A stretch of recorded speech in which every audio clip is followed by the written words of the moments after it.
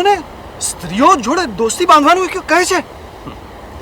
એવા કયા શાસ્ત્રમાં કહ્યું છે કે એક યુવકે બીજા યુવક સાથે દોસ્તી બાંધવી, પણ યુવતી સાથે નહીં?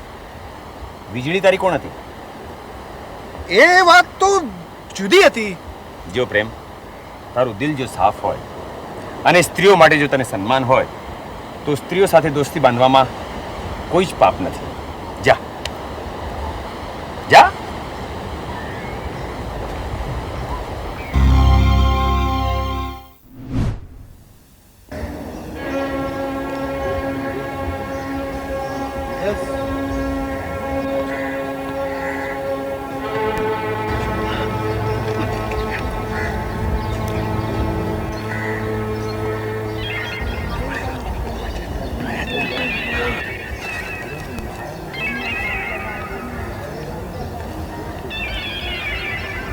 આજનો દિવસ વાદળીઓ લાગે છે, નહીં?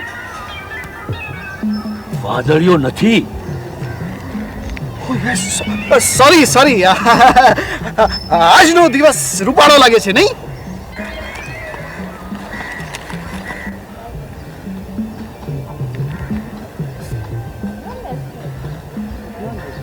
તમને શું લાગે છે, આ વર્ષે ચોમાસું વહેલું પડશે? મૂર્ખા, ચોમાસું ગયું, પણ ક્યાં? શિયાળો ચાલે છે.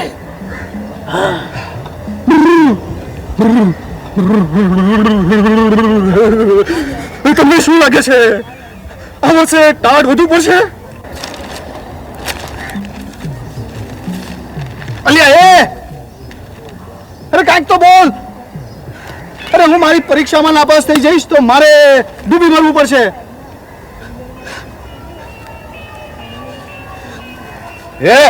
મોંમાં મગ ભર્યા છે તારા?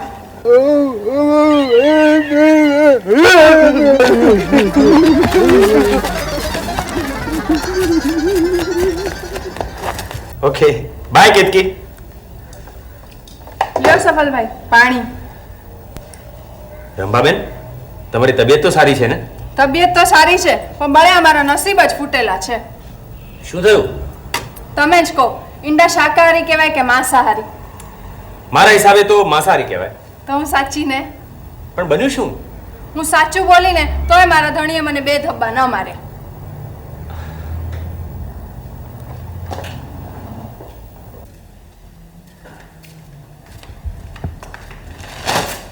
બહુ લાંબી વાત ચાલી.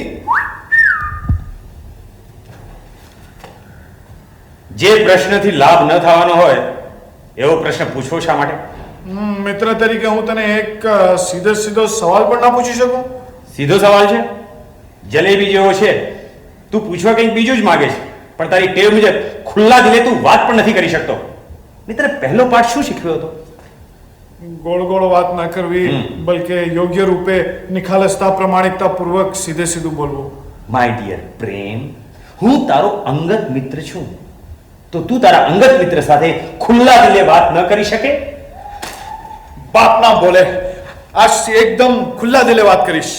આ પ્રેમકુમાર પોથાભાઈ પકવાસા નિખાલસતા પૂર્વક તારી સામે એકરાર કરે છે કે તારી ગેરહાજરીમાં હું બસ સ્ટોપ પર ગયો હતો ને ત્યાં એક અખતરો કર્યો હતો. મને ઘણો આનંદ થયો.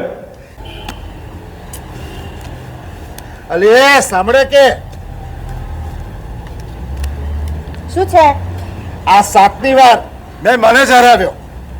આમે તમે બધી વાતમાં મિસ્ટર ફ્લોપ જ છો ને? ઠીક પણ આ સાડી કેમ નથી બદલી? અને જો આ હકીમ લુકમાન છે ને, આપણી માટે આખો દિવસ બેસી રહેવાનો નથી. પણ તમને ખાતરી તો છે ને કે ઊંટવેજ તો નથી? ભાઈ, એમના વિશે એમ કહેવાય છે કે 100 વર્ષની ડોસીને છોકરું જોતું હોય ને તો એમની પાસે જાય, પણ તું તો હજી જવાન છે. જા અંદર જઈને તૈયાર થા. નહીં, એમ નહીં. જો ફરી આપણે પ્રયત્ન કરીએ. હા, દાખલા તરીકે હું એક દર્દી છું, ડોક્ટરના દવાખાનામાં બેઠો છું અને રાહ જોઈ રહ્યો છું કે ક્યારે મને ડોક્ટર બોલાવે, અને તું મારી બાજુમાં બેઠો છે. બેસ, અહીંયા બેસ. ચલ શરૂ કર. તમને શું લાગે છે આપણો વારો 1 કલાકમાં આવી જશે? મને તો એમ લાગે છે કે અડધો કલાક હજુ થશે. હવે શું હવે? આગળ શું બોલું? અરે વાતમાંથી વાત પકડવાની. આ બધું આર્ટિફિશિયલ પ્રાણ વિનાનું લાગે છે મને તો.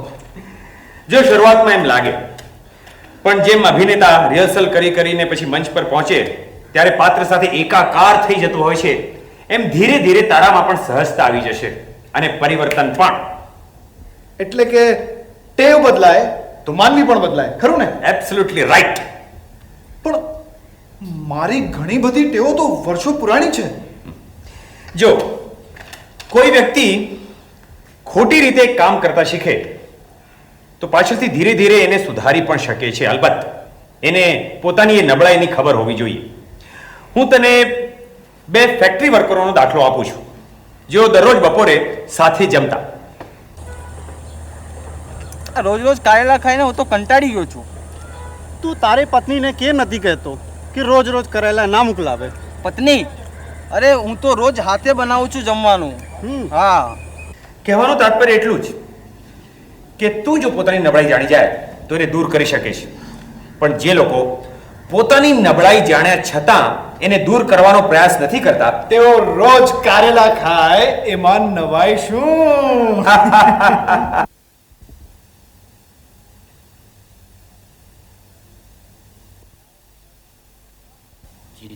જીતુભાઈ, હા સાહેબ. તમે તો કેવા મેનેજર છો?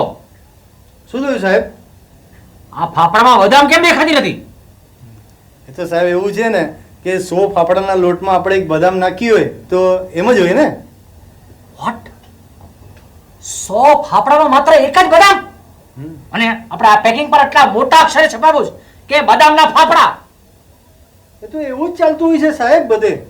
શું એમાં ચાલતો હોય બધે? ધૂળીના ઢેફા? મેં હમણાં સાહેબ બદામ પિસ્તાની બિસ્કિટનું એક પેકેટ જોયું હતું, એમાં 125 બિસ્કિટમાં એક બદામ નાખવામાં આવી હતી, ત્યારે આપણે અહીંયા તો સાહેબ 100 ફાફડામાં એક બદામ છે. એટલે એ લોકો બનાવટ કરીને લોકોને ધૂતે એટલે આપણે પણ ધૂતો ના. શું? કેન્સલ, બધો ઓર્ડર કેન્સલ. અને ઠોઈને ઊભા શું રહે? ચાલો ટોય ટો. અને બેન, મારે તને તારા ટેબલ સુધી મૂકવા આવવાની છે તો ઊભી શું? રામ.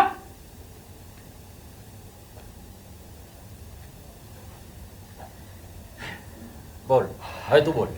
શું છે? દાદાજી, તમારા માટે ખુશ ખબર છે. હા, હું જાણું છું.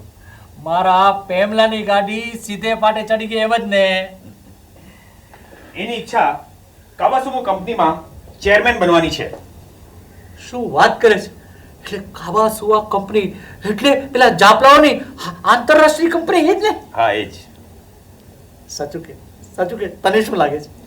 મને પૂર્ણ વિશ્વાસ છે કે એ પોતાના ઈરાદામાં સફળ થશે. શું વાત કરે છે? ખરેખર સાચું કહો, અત્યાર સુધી ઈશ્વરે મારી બધી ઈચ્છાઓ પૂરી કરી છે. એકો એક ગાડી, વાડી, આટલો મોટો બિઝનેસ, હવેલી. હવે માત્ર એક જ આશ બાકી છે. મારી આંખો બિચાઈને એ પહેલા આ કાબાસુમારી કંપનીનો મારો આ પેમલો એકવાર ગાદીએ બેસે ને એટલે બસ. મિત્રો બનાવવાની કળામાં એક અગત્યનો મુદ્દો લાગણી વ્યક્ત કરવાનો પણ છે. પણ જે માણસને મેં બાપ ગોત્રે જોયો ના હોય, જેની સાથે મારું કાંઈ લાગતું વળગતું ના હોય, તેની જોડે લાગણી વ્યક્ત કેમ કરી શકાય? પ્રેમ, તને કોઈ વસ્તુ ગમી જાય તો તું ખુલ્લા દિલે પ્રશંસા કરી શકે કે નહીં? હા, શ્યોર. હવે દાખલા તરીકે તું બસમાં મુસાફરી કરતો હોય અને બાજુમાં કોઈ સજ્જન બેઠા હોય, એની હેરસ્ટાઈલ તને ગમી જાય, અથવા તો તું કાબોસુમો કંપનીમાં મેનેજર છે અને તારી સેક્રેટરી એક પણ ભૂલ કર્યા વિના પત્ર ટાઈપ કરીને તારી સામે મૂકે તો તું શું કહે? વાહ જુલી, કમાલ કરી દિયા. તું શું કહે? જુલી, મને તારું ટાઈપિંગ ગમ્યું. હું ખરેખર પ્રસન્ન છું. આમાં તે પેલા વાક્યમાં મને પર ભાર આપ્યો અને બીજામાં હું ઉપર કેમ? કારણ કે આમ કરવાથી લાગણી વ્યક્ત થાય છે, પોતાપણું લાગે છે. ईमान सफल